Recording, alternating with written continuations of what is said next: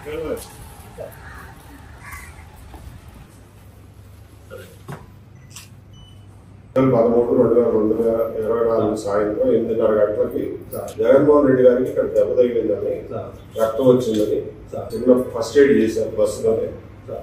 ఆ తర్వాత కూడా ఆయన కార్యక్రమం కంటిన్యూ చేశారు, ఆగిపోలా. తర్వాత కార్యక్రమం అయిపోయిన తర్వాత అర్ధరాత్రప్పుడు హాస్పిటల్కి వెళ్ళి ఊడి సర్టిఫికేట్ తీసుకున్నారు. ఊడి సర్టిఫికేట్ లో వచ్చింది ఏంటంటే జగన్మోహన్ రెడ్డి గారికి 1.5 into 1.5 సెంటీమీటర్స్ లాసరేషన్ ఉందని వచ్చింది. అలాగే వెల్లంపల్లి శ్రీనివాస్ గారికి ఎబ్రేషన్ 2 to 3 millimeters ఎబ్రేషన్ ఉందని చెప్పి అప్పర్ ఐ కింద ఉందని చెప్పి రాశారు. ఇది జరిగిన సంఘటన. ఫుడ్ సర్టిఫికేట్ తీసుకున్నారు కానీ ఆ రోజు ఎఫ్ఐఆర్ కట్టలా. మర్నాడు ఉదయం 9 గంటల ప్రాంతంలో ఎఫ్ఐఆర్ పెట్టారు. డిలేకి ఎక్స్ప్లెనేషన్ ఎక్కడ ఇవ్వాలి. FIR Vellampalli Srinivas complaint. అతను చెప్పింది ఏంటంటే ఎవరో రాయేసి కొట్టారు అని చెప్పాడు. రాయేసి కొట్టారు అనడానికి అక్కడ సీసీ ఫుటేజ్ కానీ అక్కడ కొన్ని వందల ఫోన్లలో కొన్ని వందల టీవీ కెమెరాల్లో రన్నింగ్ వీడియోలు తీస్తూ ఉంటారు. అందులో ఎక్కడా కూడా సీసీ ఫుటేజ్ లో కానీ ఎక్కడా కానీ రాయేసి కొట్టినట్టు ఏ సాక్ష్యం గమనించాలి. మచ్ లెస్ ఎవరు కొట్టారు అనే దానికి అసలు సాక్ష్యమే లేదు. ఆ రోజున ఈ కుర్రాడు సతీష్ అనే కుర్రాడిది పుట్టినరోజు.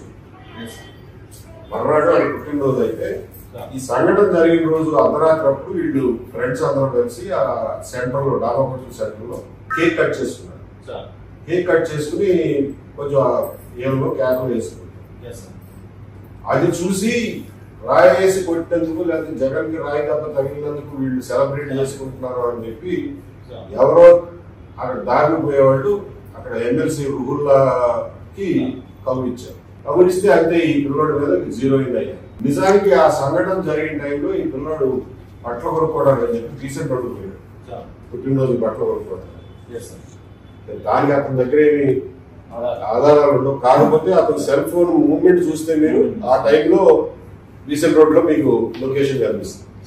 ఈ పిల్లోడితో పాటు తిరిగే పిల్లలందరినీ 6-7 మందిని సడన్ గా ఇంట్లో నుంచి ఎత్తుకుపోయి 1 టౌన్ వెనకాల CCS లో పడేసి ఎరగబాది నువ్వు ఒప్పుకో, లేకపోతే మీ అమ్మ నాన్న కాల్చి పడేస్తావు, నువ్వు ఒప్పుకుంటే నీకు 2 లక్షలు ఇస్తాం అని చెప్పి బెదిరించారు. విపరీతమైన స్ట్రెస్ లో పెట్టారు. తర్వాత ఎవడు చెప్పాడో మీకు పేరు తెలియదు కానీ పెద్ద దుర్గారావు అని చెప్పి ఇతను బ్రదర్ అవుతాడా, ఇది బాబాయ్ అవుతాడా? బాబాయ్ అవుతాడు. ఇతను పాలిటిక్స్ లో యాక్టివ్ గా తిరుగుతా ఉంటాడు. ఇతని పేరు చెప్పారు. ఈ పిల్లాడిని తీసుకుని వెళ్ళి ఆ ఇల్లు చూపించమని చెప్పి ఈ ఇతన్ని పిక్ చేశారు. ఇతన్ని పికప్ చేసి ఇతన్ని మళ్ళా CCS లో పట్టుకుని ఇరగొట్టి అక్కడి నుంచి మైలవరం షిఫ్ట్ చేసి మైలవరంలో బట్టలు తీసి కాళ్ళు పంగలు తీసి కాళ్ళ మీద ఒంటి నిండా ఇచ్చగొట్టు కొట్టారు. 5 రోజులు పాటు. సలీం గారు లాయరు, ప్రోబోలో లాయరు. ఆయన ఫీజు తీసుకోకుండా ఆయన అప్పుడు ముందే కోడికత్తి సీనికి లాయర్ గా ఉన్నాడు కాబట్టి ఆయన వచ్చి వాలంటరీగా ప్రోబోలో కేసు టేకప్ చేసి సెర్చ్ వారెంట్ వేసి 22వ తారీఖున హెరియస్ కార్పస్ వేస్తాను ప్రిపేర్ అయిన టైంలో ఇక వాళ్ళ చేతగాక ఈ దుర్గారావు వదిలిపెట్టారు. దుర్గారావు ఇచ్చిన ఆఫర్ ఏంటంటే నీకు 50 లక్షలు క్యాష్ ఇస్తాము, వైసీపీలో మంచి పోస్ట్ ఇస్తాము, నువ్వు కేవలం బోండామ్మ పేరు లోకేష్ గారి పేరు చెప్పు చాలు. బోండామ్మ చెప్తే నేను చేయించాను, నేను 1000 రూపాయలు ఇచ్చి ఈ పిల్లోడితో రాయి ఇప్పించాను అని చెప్పు చాలు అని బలవంత పెడితే ఇతను ఒప్పుకోవాలి. నేను అటువంటి ఏదో కొన్ని చేయను అని చెప్పి నిజేస్తుంది. కేసులో బిల్డప్ చేసిన కేసు ఏంటంటే ఎఫ్ఐఆర్ అసలు ఇతను ఐడెంటిఫై చేయడానికి వాళ్ళు ఎంచుకున్న మార్గం ఏంటంటే ఇతని ఫ్రెండ్ చుట్టం కూడా వాడు చిన్న దుర్గారావు వాడి పేరు చిన్న దుర్గారావు ఫ్రెండ్స్ తిరుగుతా ఉంటారు. ఆ రోజు సాయంత్రం ఇతను చేతిలో ఒక రాయి పట్టుకుని ఆ బ్రిడ్జ్ దగ్గర ఉన్నట్టు ఈ పిల్లోడు అట్లా పోతా అంటే అరే నువ్వు కూడా రాయి పట్టుకోరా జగన్ ని రాయి వేసి కొడదామని చెప్పినట్టు నాకు వద్దురా అని చెప్పి అతను ముందుకు వెళ్ళిపోయినట్టు. అతను ఆ రోజు రాత్రి వాళ్ళ నాన్న చెప్పాడట. ఇది 13వ తారీఖు రాత్రి. 14వ తారీఖు సాయంత్రం అప్పుడు ఎక్కడో స్కూల్ దగ్గర కూర్చుని ఉంటే ఇతను అన్నాడు నేనే వేసి కొట్టాను, ప్రమాణం తగిలింది అని అతను విన్నట్టు వెళ్ళి వాళ్ళ ఫాదర్ చెప్పినట్టు. ఎప్పుడు 14వ తారీఖు నైట్ చెప్పి 7:30 నిద్రపోయాడు. 15వ తారీఖున వాళ్ళ నాన్న ఏం చేయడు. 16వ తారీఖు మార్నింగ్ వాళ్ళ నాన్న వెళ్ళి బిఆర్ఓకి స్వర్ణలత అని వాళ్ళ లేడీ బిఆర్ఓకి చెప్పినట్టు ఎక్స్ట్రా జ్యుడిషియల్ కన్ఫెషన్. బిఆర్ఓ వెళ్ళి పోలీసులకు చెప్పినట్టు ఆ రకంగా ఇతన్ని ఐడెంటిఫై చేసినట్టు 16వ తారీఖున ఇతన్ని ఐడెంటిఫై చేసినట్టు కల్పించారు. కానీ ఇతను 15వ తారీఖునే పికప్ చేశారు. ఇది 16ని పికప్ చేశారు కదా, అతను ముందు రోజే కదా 15వ తారీఖునే పికప్ చేశారు. బట్ స్వర్ణలత చెప్పినట్టు ఎక్స్ట్రా జ్యుడిషియల్ కన్ఫెషన్ అంతా రాసింది 16వ తారీఖు. ఇదొక అంటే నేను అనేది ఏంటంటే తప్పుడు కేసు పెట్టడానికి కూడా తెలివితేటలు ఉండాలి కదా, అది కూడా లేదు. ఇంత దరిద్రంగా కేసు బిల్డప్ చేశారు. అతనితో 164 చేయించారు. చేపిస్తే అతను నిజాయితీగా జడ్జి ముందు నాకు ఇవన్నీ తప్పు, నేను ఎప్పుడు అట్లా అనలేదు అని చెప్పి 164 ఇచ్చాడు. దట్ మీన్స్ అసలు మీరు ఎక్యూజ్ని ఐడెంటిఫై చేయడానికి వాడిన రూట్ మొత్తం అది నెగిటివ్ అయిపోయింది, డిస్ప్రూవ్ అయిపోయింది. తర్వాత ఇతని మీద ఈ ఎక్స్ట్రా జ్యుడిషియల్ కన్ఫెషన్ తప్ప ఇంకా ఏ ఆధారము తర్వాత కూడా సేకరించలేదు. ఎందుకంటే ఏం జరగలేదు. తర్వాత ఒక కొత్త క్యారెక్టర్ ప్రవేశపెట్టారు, ఈడిగా ప్రదీప్ కుమార్ అని చెప్పి. అతను ఎవరికి తెలియదు. ఇతనికి కానీ వీళ్ళ నాన్నకి కానీ బిఆర్ఓ మొహం ఇవాళకి తెలియదు. ఏనాడు చూశారు కదా, ఎక్స్ట్రా జ్యుడిషియల్ కన్ఫెషన్ లేదు. స్వర్ణలత వీళ్ళు ఏనాడు చూడలా, స్వర్ణలత అంటే ఎవరు కూడా తెలియదు. తర్వాత ఈడిగా ప్రదీప్ కుమార్ అనే క్యారెక్టర్ ఒకటి ప్రవేశపెట్టారు.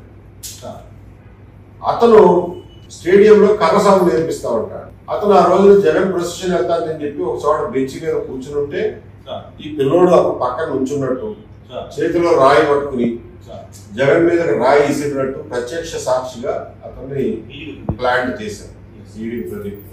అతనితో 164 కూడా అట్లాగే చూపించారు. కానీ ఇక్కడ వీళ్ళు మర్చిపోయిన చిన్న లాజిక్ ఏంటంటే ఏప్రిల్ 22వ తారీఖున ఈడీ ప్రదీప్ కుమార్ తో 164 చేపిస్తారు మ్యాజిస్ట్రేట్ ముందు. ఏప్రిల్ 27వ తారీఖున 164 చేయించారు. 22 ఏప్రిల్లో బెయిల్ పిటిషన్ వేశారు, ఈయన సలీం గారు వేశారు. దానికి కౌంటర్ వేయడానికి 4 రోజులు తీసుకున్నారు.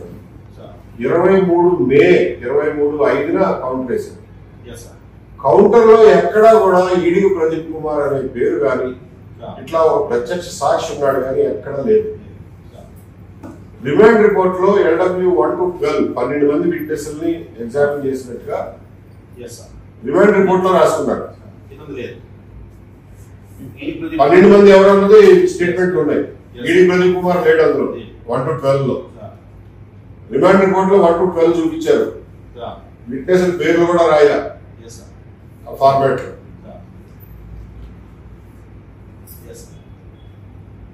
కౌంటర్ వేసిన దాంట్లో కూడా 1 to 12 అనే అంటున్నారు తప్ప 13th విట్నెస్ ఉన్నట్టుగా ఎక్కడ కౌంటర్ లో రాయాలి. అంటే ED Pradeep Kumar does not exist on records, but he exist in a magisterial recording of statement 164. అతను నిజంగా ప్రత్యక్ష సాక్షి అయితే అతనితో టీఐపీ పీరియడ్ చేయాలి, టెస్ట్ ఐడెంటిఫికేషన్. 45 రోజుల పాటు ఇతను రిమాండ్ లో ఉంటే టెస్ట్ ఐడెంటిఫికేషన్ పీరియడ్ కూడా చేయాలి, ఫైల్ కూడా చేయాలి టెస్ట్ ఐడెంటిఫికేషన్ పీరియడ్. 23 మే నాడు కౌంటర్ వేస్తే 28వ తారీఖున మ్యాజిస్ట్రేట్ గారు బెయిల్ ఇచ్చింది. బెయిల్ ఇస్తూ ఆవిడ రాసింది ఏంటంటే ఇతనికి ఏ మోటివ్ ఉన్నట్టుగా ఇంటెన్షన్ ఉన్నట్టుగా ఎక్కడ మీరు ఎవిడెన్స్ తీసుకురాలా, 2 టెస్ట్ ఐడెంటిఫికేషన్ పీరియడ్ చేయడానికి ఏ చర్యలు తీసుకోవాలా, ఏ రకమైనటువంటి సాక్ష్యాలని మీరు తీసుకురాలా. కాబట్టి నేను బెయిల్ ఇస్తున్నాను అని చెప్పి బెయిల్ ఆర్డర్ లో రాసింది. అంటే దోస్ ఆర్ ఆల్ అబ్జర్వేషన్స్. అంటే ఎక్కడా వీళ్ళు రిటర్న్ కౌంటర్ లోనే కాకుండా ఓవరాల్ ఆర్గ్యుమెంట్స్ లో కూడా ఎక్కడా ప్రదీప్ కుమార్ గురించి కానీ 13వ విట్నెస్ గురించి కానీ మాట్లాడలేదని మనకు అర్థమవుతుంది. బెయిల్ ఆర్డర్ లో కూడా మ్యాజిస్ట్రేట్ గారు 1 to 12 లోనే రాసింది. ఇది జరిగిన విషయం. మేము డిమాండ్ చేసేది ఏంటంటే ఇవాళకి కూడా బెయిల్ కండిషన్స్ ఫుల్ఫిల్ చేయడం కోసం వారం వెళ్ళి పోలీస్ స్టేషన్ లో సంతకం పెట్టి రావాల్సి వస్తుంది. పోలీస్ స్టేషన్ లో సంతకం పెడితే నీళ్లు తీసుకురా, ఇల్లు పోలీస్ స్టేషన్ ఊడు, ఆ పని చేయి ఈ పని చేయి అని చెప్పి ఇవాళకి కూడా ఆ పిల్లడితో పనులు చేయించుకుంటారు. ఇంత అవసరం ఏమి లేదు పోలీస్ స్టేషన్. అందులో పోలీస్ డిపార్ట్మెంట్ ఆ రోజున ఏ కారణాల వల్ల అయితే కానివ్వండి దుర్మార్గంగా ఒక అమాయకుడి మీద, ఒక వడ్డీ కుర్రాడి మీద, వాడు ఒంటూ కుర్రాడు వాడికి కానీ పై కుడి గుడ్డి అడిగి కొంచెం బై బర్త్ వాడు వీక్ ఫెలో. అది చెస్ట్ చూడండి లోపల ఎక్కువ పని కూడా చేయలేడు.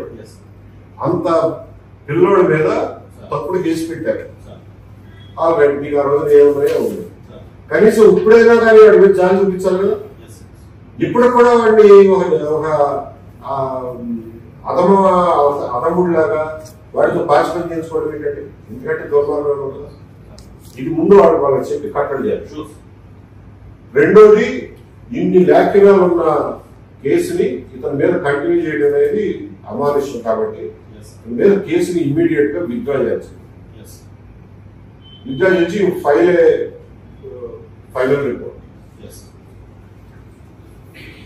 ఈ కేసులో అసలైనటువంటి ఇంజర్డ్ ఎవరైతే ఉన్నాడో జగన్మోహన్ రెడ్డి గారు ఆయన స్టేట్మెంట్ కూడా తీసుకున్నారు. ఈవెన్ ఈ స్టేట్మెంట్ ఈజ్ నాట్ రికార్డెడ్. అంటే ఇంజర్డ్ స్టేట్మెంట్ లేకుండానే కేసు ఉంటుందా? So this case cannot be sustained. It has to be throne in to the dustbin. So మా డిమాండ్ ఏంటంటే కేసు అర్జెంట్ గా క్లోజ్ చేయండి. వాళ్ళు బెయిల్ బాండ్ సెలెక్ట్ ఇప్పించారు. ₹1,00,000 బెయిల్ బాండ్ కట్టించారు క్యాష్. వాళ్ళ బతుకెళ్తా వాడినంత రోజు వడ్డీ పని చేసుకునేవాడు. వాడు కొట్టిన దెబ్బలకి వాడు ఇవాడికి అన్నం కూడా కలుపుకోలేకపోతాడు. వాస్తవం వాళ్ళ అమ్మ అన్నం కలిపి పెట్టాల్సి వస్తుంది. First demand is that case should be closed. రెండోది ఇంత దుర్మార్గం కేసు ఇంత దుర్మార్గంగా ఒక అమాయకుడి మీద పెట్టి థర్డ్ డిగ్రీ ఉపయోగించి మానసికంగాను శారీరకంగాను క్షోభం గురి చేసి థర్డ్ డిగ్రీ ఉపయోగించి అటువంటి బెదిరింపులు బెదిరించిన పోలీస్ ఆఫీసర్ మీద ఎట్టి పరిస్థితులను చర్యలు తీసుకోవాల్సింది. డిపార్ట్మెంట్ చర్యలు తీసుకుంటారో వాళ్ళ మీద ఐపీసీ కేసులు పెట్టుకుంటారో మీ ఇష్టం. But action should be taken on them and they should confess what they have done and why they have done. ఎవరి ప్రాబ్లంతో ఎవరు చెప్తే చేశారో రికార్డు మీద తీసుకెళ్ళి వాడు మేమేం చేయండి సార్ పై నుంచి చెప్పారంటే ఆ పై చెప్పినాడు ఎవరో వాడి పేరు రాపించారు. Bring it on record and tell the public that this is what has happened. మూడోది వీళ్ళ కుటుంబం ఇప్పటికే ఆర్థికంగా చాలా నష్టపోయింది. ఆ నష్టపోయిన దాన్ని పూర్తి చేయమని అడుక్కోవడానికి రాలా. ఇంత దుర్మార్గం చేసిన state and police department are responsible to fill up the and pay him compensation.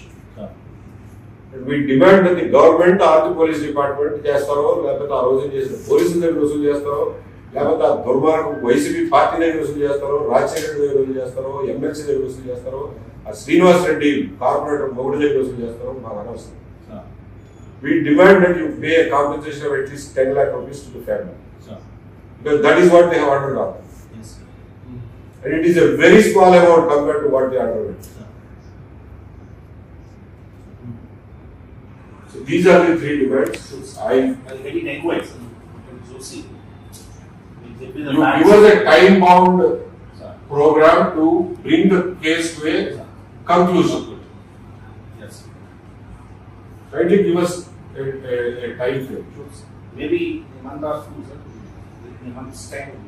By the end of the month, please come to a conclusion. Yes. నేను ఈ కాగితాలన్నీ మీ దగ్గర ఉన్నాయండి. నేను చెప్పినవన్నీ మీకు అర్థమవుతాయండి చూస్తే. I know you people are busy, but put somebody on this job. Regards to some officers and get it re-employed. ఎవరైతే అయిపో ఉన్నారో get it re-employed. Yes. దాని ఒక కంక్లూజన్ తీసుకురండి ఈ నెల. Yes. If the case is not lifted on this fellow, with the same evidence, with the same logic, I will go to the High Court and demand a judicial inquiry or something else. Yes. So easy mark for request. దెబ్బకి పట్టుకుని కూడా వాళ్ళు అబద్ధం చెప్పడానికి ఇష్టపడదు. నిజాయితీ అంటే అది. You find out, you re-examine. ఎక్కడి నుంచి తెచ్చి ప్లాన్ చేశారో చూడండి. ఎవరు చేశారో ఎవరు చేయించారో మీరు రికార్డు మీద తీసుకుంటే మీరే పబ్లిక్ చెప్పండి ఇలా ఇలా జరిగిందండి. ఇది 100% తప్పుడు కేసు కాబట్టి ఈ గలాగ కల్లా దీన్ని డిస్పోజ్ చేయమని కోరుతున్నాం. To my heart I know that it is a false case and we can prove it as a false case. And మీరు ఆ ఎంక్వైరీలో తేల్చకపోతే we will approach the appropriate firm. Sure. Yes.